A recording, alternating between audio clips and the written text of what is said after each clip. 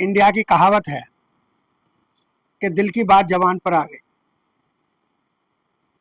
क्योंकि इससे पहले उन्होंने दिमागी नक्सलवाद की कहीं पर कभी कोई चर्चा नहीं की है। तो फिर उससे पहले ये जान लेना होगा कि अभी क्या कुछ इस देश में नया हुआ है जो सबको अपनी तरफ आकर्षित कर रहा हो। क्योंकि इससे पहले तो उन्होंने कभी नक्सलवाद का शब्द, भाई जो आपके शिक्षा मंत्री हैं प्रधान जी, उनका इस्तीफा हो जाए। जिन लोगों ने ये नीट के पर्चे लीक करने में, पेपर लीक करने में काम किया है, भूमिका निभाई है, उनको जेल दिखा दी जाए एफआईआर लॉन्च करके। इस काम को मजबूर जिसने किया, विद्वान है, दिमाग रखते हैं। अब दिमागी तथ्य को माननीय मोदी साहब ने दिमागी नक्सलवाद है। जय भीम, मैं मेवालाल और आप देख रहे हैं बहुजन समय। साथियों, इस समय 80वां स्वतंत्रता दिवस मनाया गया। लाल किले से प्रधानमंत्री देश को संबोधित किया। उन्होंने एक नया शब्द दिया, दिमागी नक्सल। दिमागी नक्सल क्या होता है उसको समझूंगा। उसी के साथ साथ मैं समझूंगा कि जंजीर जो जिस तरह से सरकार को झुकाया करे, कि जो सरकार कहती थी कि हमारे यहाँ इस्तीफे नहीं होते, आज जंजीर ने उनको ये सबक सिखा दिया कि जंजीर जो चाहे भी कुछ भी करा सकता है। और उसी सिलसिले के तहत अभी यहाँ जंतर मंतर पे एक जंजीर और तैयार हुआ है, कर रहा है कि हम आरक्षण हटाओ, देश बचाओ।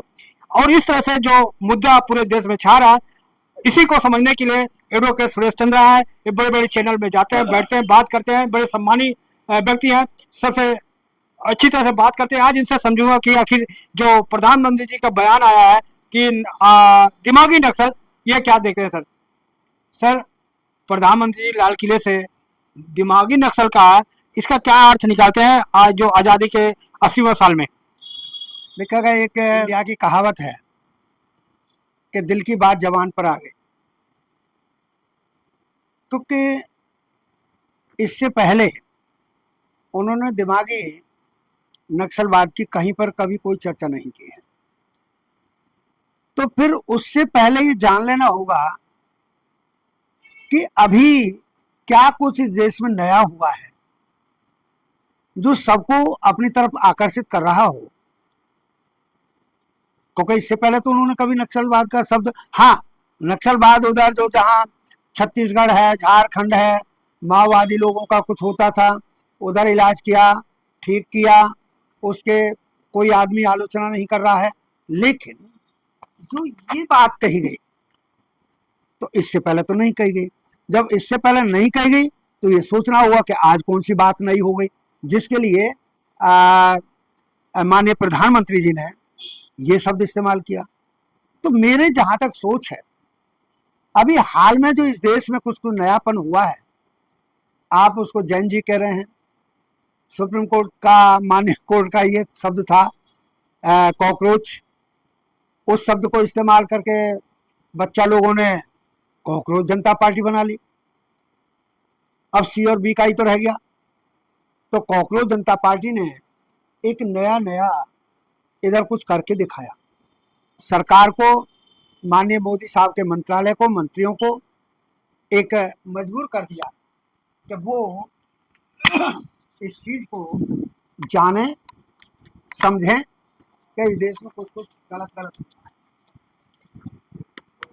नीट के एग्जाम के मुद्दा तो लिया ही उन्होंने, लेकिन उनका कहना और मानना सभी तरह के एग्जाम के लिए रहा है। और उसके तहत ही आज चाहे झारखंड में चल रहा है मामला, या अभी उन्हीं का कुछ मौका मायना करने गए स्कूल में कि भाई स्कूलों की हालत क्या है, तो वो जो है राजस्थान वाला मामला हो गया। तो एक नक्सलवाद तो वो नक्सलवाद है जहां माओवादी पैदा होते हैं। लेकिन अगर मैं कह दूं उसके इतिहास के मुताबिक, तो सबसे बड़ा कलेश जल, जंगल और जमीन का है। जब जल, जंगल और जमीन किसी का छिनेगा और वो उनको दिया जाएगा, जो उनका शोषण करे तो फिर लोग तो कुछ न कुछ करेंगे। तो वहां पर वो सिद्धांत भी इस देश में पूरा नहीं हुआ। कौन सा? जो मार्क्सवादी सिद्धांत है। मार्क्सवाद का ये कहना है कि इस देश की धन और धरती बट करके रहेगी। मूल सिद्धांत है मार्क्सवाद का, कम्युनिस्टों का, कि इस देश की धन और धरती बट करके रहेगी। किन में? जिनके पास नहीं है उनमें। लेकिन बंगाल पर ज्योति बसु साहब का बहुत लंबा शासन रहा है, मुख्यमंत्री काल रहा है, लेकिन वो अपने शासन काल में या अपनी सरकार के द्वारा ये काम कर न सके। धन और धरती उन लोगों में जिनको सही मायने में आवश्यकता थी उनमें बट नहीं पाए। इसका मतलब हुआ कि मार्क्सवाद अपने ही सिद्धांत को पूरा नहीं कर पाए और आज वहां दूसरों की सरकार बनी, फिर अब किन्हीं और की सरकार है। तो जो माननीय मोदी साहब का जो वहां से कहना है वो आज मोदी सरकार को मजबूर कर दिया। क्या मजबूर कर दिया? कि जो हम कह रहे हैं जंतर मंतर से कि उन भाई जो आपके शिक्षा मंत्री हैं प्रधान जी, उनका इस्तीफा हो जाए। जिन लोगों ने ये नीट के पर्चे लीक करने में, पेपर लीक करने में काम किया है, भूमिका निभाई है, उनको जेल दिखा दी जाए FIR लॉन्च करके। इस काम को मजबूर जिसने किया तो फिर तो भाई वो बच्चे लोग दिमागी लोग हैं, विद्वान हैं, दिमाग रखते हैं। अब दिमागी तथ्य को माननीय मोदी साहब ने दिमागी नक्सलवाद कह दिया। आप क्या कोई इसका संबोधन अच्छा वर्ड है ये?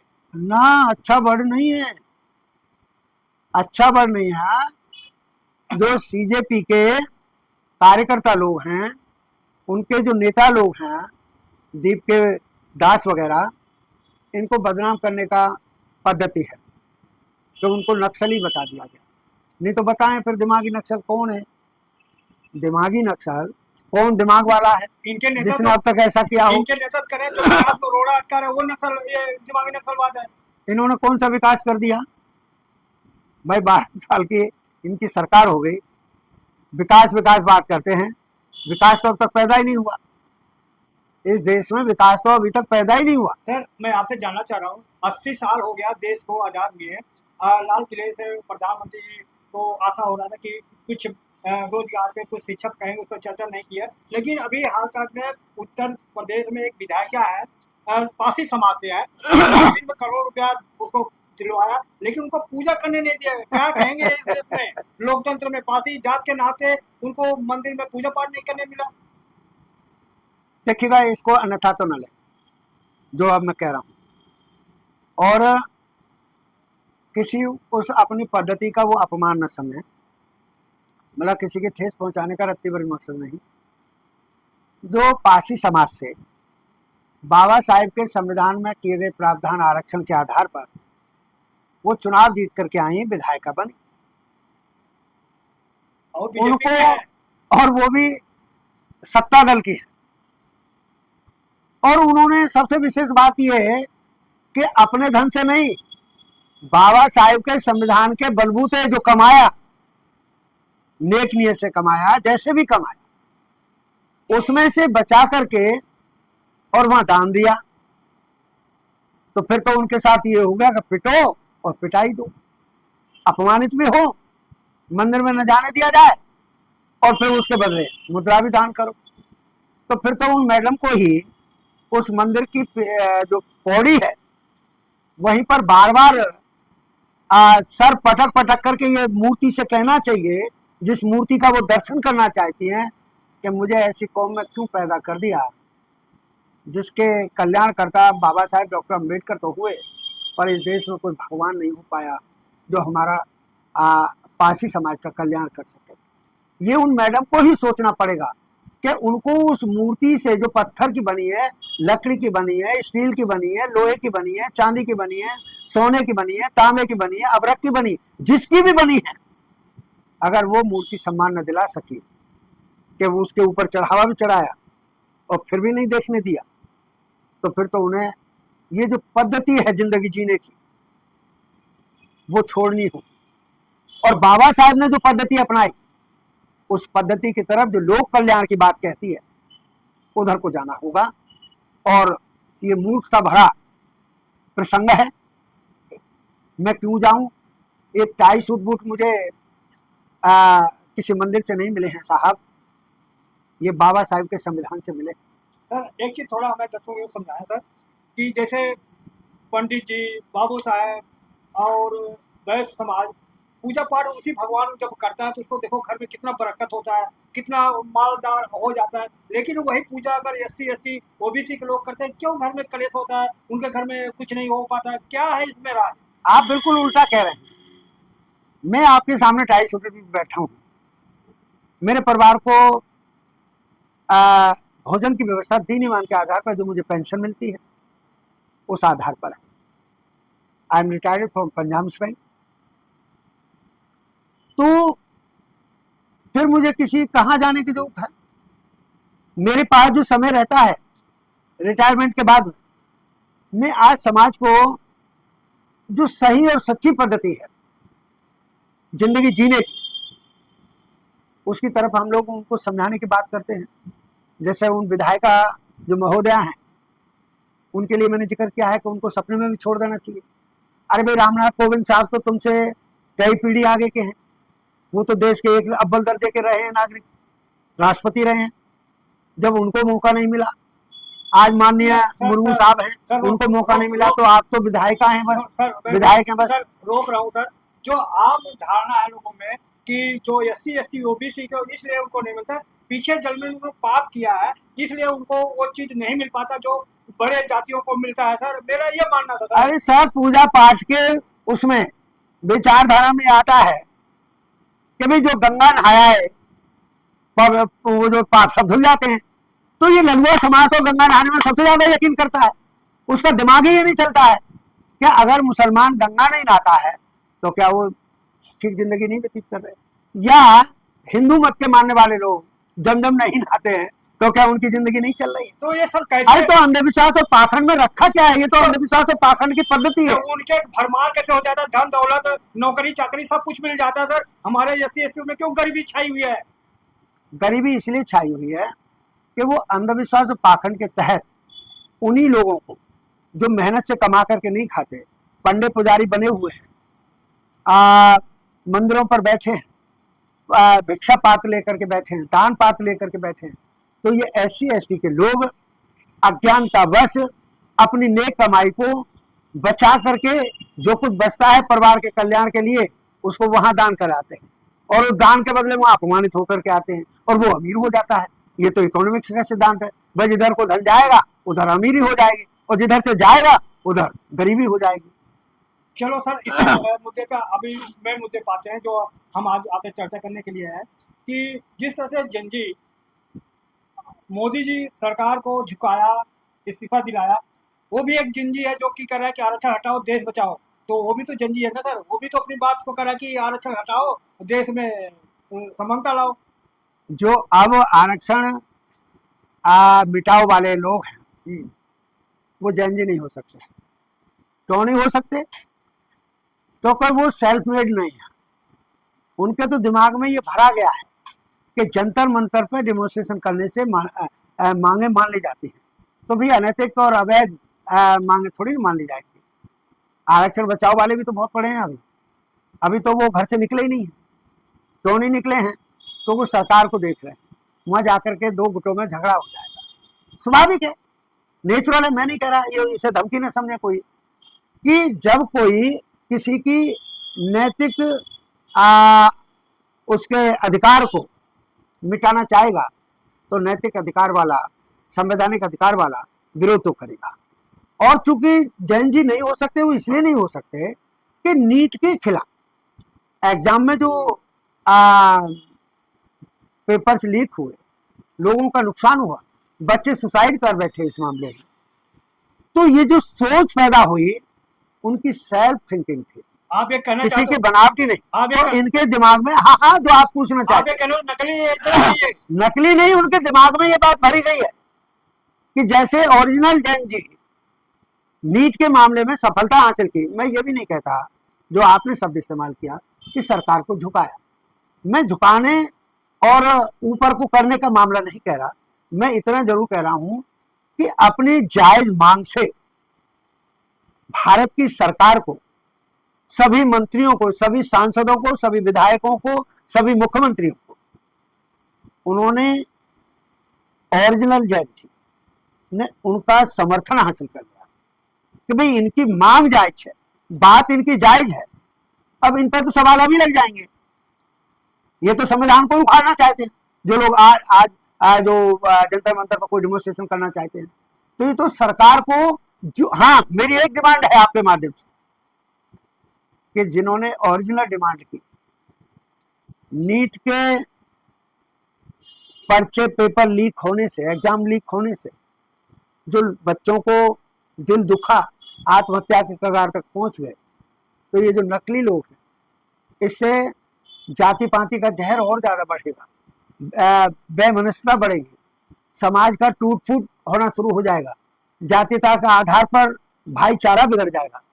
तो जो जेन्युइन जैन जी बच्चों पर, सीजेपी के कार्यकर्ताओं पर जो लाठी चार्ज किया, अनावश्यक गोली चार्ज किया, जरा अब उस लाठी का रुख और अब उस गोली का रुख आवश्यकता के आधार पर, उनके मौलिक अधिकार को न छेड़ा जाए, आवश्यकता के आधार पर वो दंगा पंगा करते हैं तो उन दोनों चीजों का रुख उधर कर दिया जाए भारत सरकार से। सर आप कहते हो आप लोगों के आरक्षण जो है कोई दान नहीं है, हाँ, ये भीख नहीं है, भीख नहीं है, प्रतिनिधित्व का मामला है। हाँ, तो प्रतिनिधित्व में तो सिलेक्शन होता है, चुनाव होता है, तो क्या हो रहा है?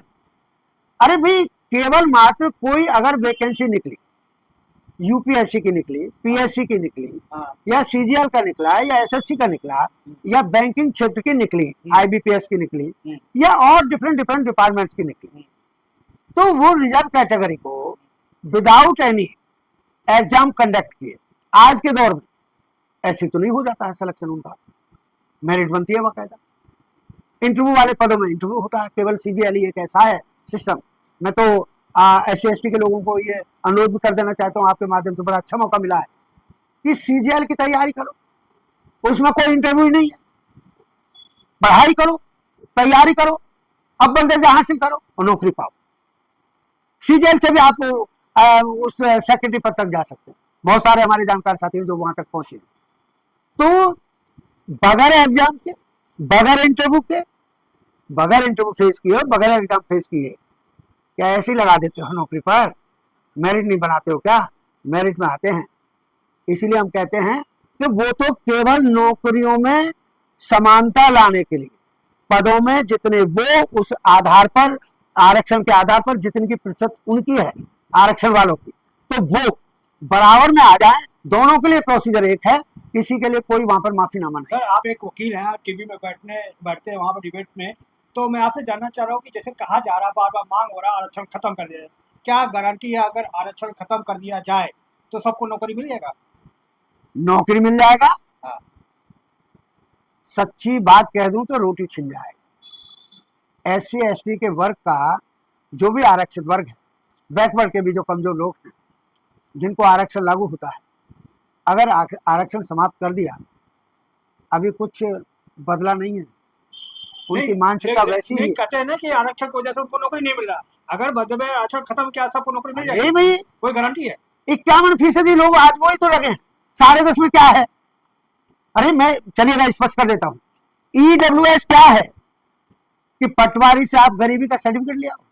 मैं पटवारी वर्ग को बदनाम नहीं कर रहा, लेकिन जानते सब हैं, मानते नहीं है कि रेवेन्यू वाले लोग कुछ कुछ करके गरीबी का सर्टिफिकेट दे देते हैं, नहीं तो चले जाएगा। हनुमान मंदिर पर जिनकी दुकान चलती है, लाखों रुपए का रोजाना का रोजगार है, उन पर वो जो दिल्ली में वो जो राशन कार्ड है वो BPL का बना हुआ है। मैं जब बैंक में था मैंने देखा, मैंने कहा भाई शिकायत कर देता हूं, लेकिन वो हमारे यहाँ से चला गया और कहीं जाकर खाता खुलवाया हुआ। हम चैलेंज करते हैं उस चीज को। इसलिए EWS में रह करके लोग बात गरीबी का सर्टिफिकेट नकली ला सकते हैं, झूठा ला सकते हैं, उसको पेश कर सकते हैं, लेकिन जातिता के आधार पर झूठा सर्टिफिकेट नहीं ला सकते। लेकिन आपके माध्यम से फिर कह देना चाहता हूं, सच्ची और अच्छी बात, कि कुछ काफिर लोग बात आती है तो बोलते देख चमार के बच्चे चुप हो जा, और जब सर्टिफिकेट इशू कराते हैं तो किसी को फूफा बनाते हैं, किसी को ताऊ बनाते हैं, किसी को दादा बनाते हैं, किसी को चाचा मौसा बनाते हैं, किसी को बहनोई भी बनाते हैं। क्यों? तो जब उस जाति का सर्टिफिकेट चाहिए तो उस जाति के जो लोग हो गए वो रिश्तेदार हुए ना। तो जब जाति के आधार पर भी लोग नकली सर्टिफिकेट ला करके नौकरी हासिल कर सकते हैं सवर्ण, तो रेवेन्यू सर्टिफिकेट तो फटाक से बन जाता है। सर एक चीज और सवाल में तो इसलिए उसका दुरुपयोग हो रहा है। सर एक चीज और, तो धन्यवाद। तो साथियों देख सकते हैं कि हमारी बातचीत बहुत लंबी हुई, और इस वीडियो को पूरा देखेंगे तभी आपको सही माने में हमारी बातचीत का सही पता लग पाएगा। और आपका एक कमेंट किसी का सोच बदल सकता है, आपको कमेंट करना बहुत जरूरी है। और आप हमारे बारे में क्या सोचते हैं, हमारा काम आपको अच्छा लगता है तो हमें आर्थिक मदद भी दें, हाँ, ताकि आपका भी आवाज ऐसे उठाता रहूं। धन्यवाद। मैं वाला बहुजन समय, दिल्ली।